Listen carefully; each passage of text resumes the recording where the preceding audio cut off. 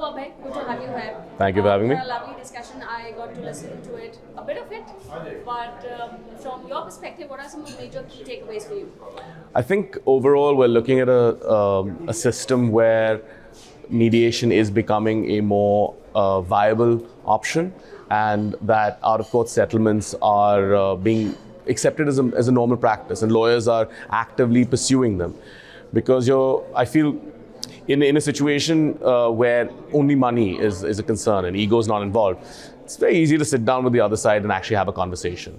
So I do believe that the mediation space is going to just grow and get more and more professional, and the competency of both mediators as well as lawyers as well as clients is just going to get go from A to B and then all across the spectrum. People understand that it's still naive, and people are trying to understand the pros and cons of it. And with time, we see the growth of mediation goes much larger horizon. Something on the data protection bill, it exempts to the state for data processing on grounds of national security. Does this bode well for the overall data protection framework that multiplies jurisdictions aiming to establish?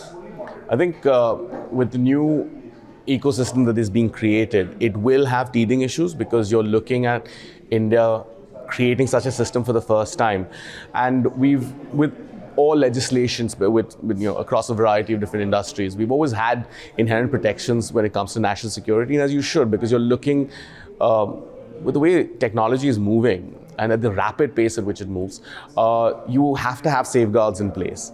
Now, of course, those safeguards have to be responsibly acted upon.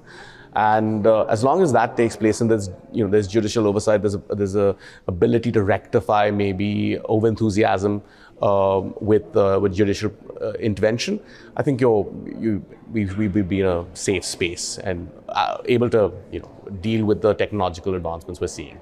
A lot of AI intervention as well going on. I'm sorry? A lot of AI intervention going on all across. With that, a lot of GCs, lawyers, mediators needs to be really, how should I put it? Needs to be aligned with compliance, all those rules, regulations, very stringent on what exactly they're talking when it comes to client confidentiality. How do you somehow look next 5 years shape up? What can be the common trends you would see?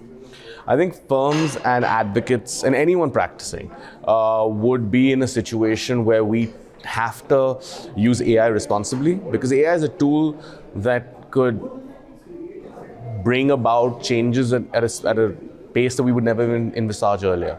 But the idea would be, I think you'd have to create, each person using AI would have to tailor that platform to their own needs in order to ensure that there's not cross-contamination when it comes to data.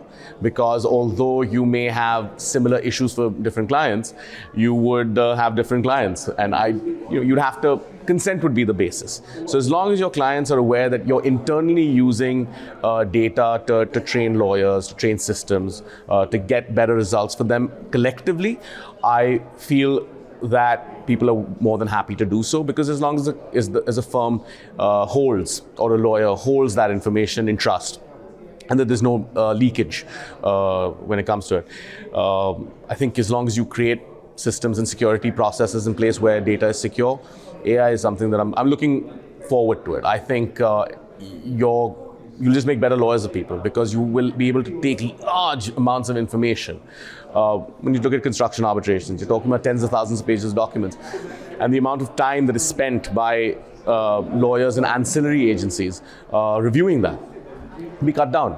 But you also have to cut it down in a way that makes sense, that the system is actually identifying material that is relevant and is not ignoring stuff that is also relevant. So I think those teething issues will take place, but we'll get to a place where it'll be an interesting and part of our practice.